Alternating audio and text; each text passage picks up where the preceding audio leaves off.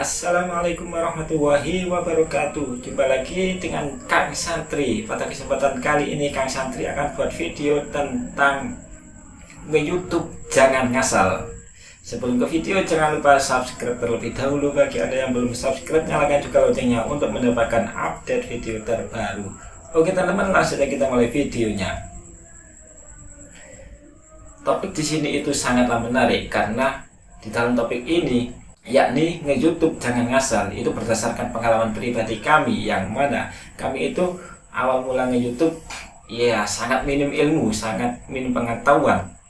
Bahkan kami juga belum tahu bagaimana cara membuat video YouTube, bagaimana cara menguploadnya, bagaimana cara ngerekamnya, itu juga belum tahu. Sehingga dari sini kita itu mencari referensi dari Google, dari YouTube pula, bagaimana sih cara uploadnya, bagaimana sih cara bikin video di YouTube itu, dan lain sebagainya. Kita berbekal itu, bismillah, dengan minim ilmu kita melangkah, sambil berjalan kita terus belajar, dan akhirnya sampailah pada penghujung dimonetisasi, dan alhamdulillah sudah mendapatkan gaji. Di sini nge-YouTube itu tidak boleh ngasal, karena kalau kita ngasal atau asal-asalan nge-YouTube, hasilnya tidak akan maksimal. Bahkan kita akan down, pesimis, putus asa, tidak mau melanjutkan karena sudah jungkir balik membuat video, mengedit video, meluangkan waktu, meluangkan materi, meluangkan tenaga, semuanya kita kerahkan, ternyata hasilnya nihil, hasilnya nol. Itu waduh, benar-benar sangat down ya. Apalagi seperti itu, sampai berbulan-bulan, sampai bertahun-tahun belum juga menghasilkan, tentu itu bisa berakibat pada mental kita. Apakah kita kuat, apakah kita akan melanjutkan ke YouTube, atau kita akan berhenti di sini. Oleh sebab itu kita tidak boleh ngasal, kita harus belajar. Iya, memang untuk memulai nge-YouTube itu tidak harus sempurna, semuanya itu tidak harus sempurna ya. Tidak hanya nge-YouTube, berwirausaha itu juga tidak menunggu sempurna. Yang penting kita melangkah terlebih dahulu. Di dalam perjalanan kita terus meningkatkan, kita terus belajar, itu yang terpenting. Kalau kita nunggu sempurna dulu, kita tidak melangkah-melangkah ya. Karena guru terbaik adalah pengalaman kita. Dengan pengalaman kita akan tahu, oh ternyata kurangnya begini, oh ternyata itu kesalahan saya itu begini. Di situ kita bisa memperbaiki, di situ kita bisa menambah. Di antara yang harus kita ketahui di dalam YouTube adalah kita harus mengetahui algoritma YouTube. Apa sih algoritma YouTube itu? Cara kerja YouTube itu bagaimana, prosesnya itu bagaimana bisa mendapatkan subscriber yang banyak, bagaimana penonton itu bisa tertarik, dan lain sebagainya. Algoritma YouTube itu sangat penting untuk kita pelajari. Jika kita sudah paham algoritma YouTube, kita juga harus mempelajari tentang SEO. Teknik SEO ini juga sangat penting di dalam channel kita, di dalam video kita. Karena dengan mempelajari, menguasai SEO, kita akan bisa cepat mendapatkan subscriber dan juga viewer. Tapi kalau kita hanya asal-asalan, yang penting upload, bahkan juga ada yang mengatakan yang penting upload setiap hari saja. Di sini miris, kita disuruh untuk upload setiap hari, tapi tidak mengamalkan SEO, tidak memperhatikan algoritmanya YouTube. Ujung-ujungnya kita capek sendiri. Membuat video itu butuh proses, butuh waktu, tidak cepat ya, lama, paling tidak 1 hari lah bisa jadi. Itu pun menguras tenaga, menguras pikiran.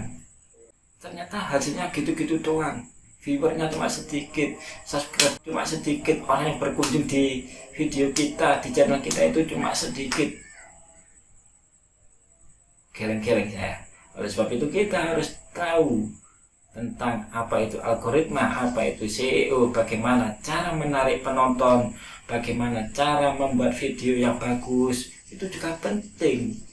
Video yang bagus itu video yang bisa menarik orang lain untuk terus stay, menetap di video kita, menonton video kita tanpa di skip. Itu penting ya. Bagaimana cara mengambil gambar, bagaimana pencahayaannya, itu juga penting. Yang tidak harus kita syuting, kita ambil gambar dengan menggunakan alat-alat yang canggih. Itu penting juga, tapi tidak harus. Kalau kita memasakkan dengan menggunakan alat-alat yang canggih, yang mana alat yang canggih itu mahal harganya, kita tidak akan jalan. kita gunakan alat seadanya yang ada, yang kalian miliki saat ini. Contoh saja, kalian punya HP, manfaatkan HP kalian terlebih dahulu. Kemudian seiring berjalannya waktu kita lengkapi, kita beli mikrofon, kemudian kita beli ring light, lampu, kemudian kita beli apalagi yang lain-lain yang ada kaitannya dengan konten kreator, dengan YouTuber. Tidak harus nunggu sempurna ya. Kalau nunggu sempurna mengeluarkan uang yang banyak untuk membeli alat-alat tersebut.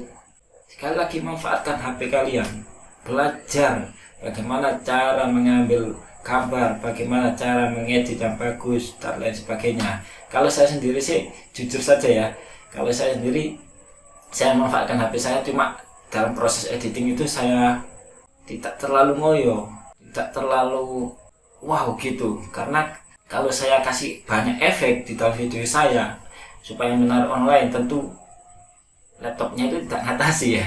Laptopnya itu kurang, speknya itu di bawah standar, sehingga kalau kita paksakan untuk memberi efek yang banyak sekali, otomatis sebelum dirender pada saat proses pengeditan itu nge-lag ya, nggak bisa dipakai, ini mantik sendiri laptopnya. Kita sesuaikan dengan alat yang kita miliki. Sekali lagi, tidak harus menunggu sempurna untuk melangkah. Kesimpulan dari video ini adalah nge-YouTube jangan ngasal. Kita harus tahu bagaimana algoritma YouTube, kita harus tahu bagaimana SEO YouTube, kemudian kita juga harus tahu bagaimana cara mengambil gambar yang bagus, mengedit yang bagus, dan tentu itu butuh proses untuk belajar. Jangan menyerah, tetap semangat, karena di channel ini kita akan belajar bersama. Salam YouTuber, semangat, sukses.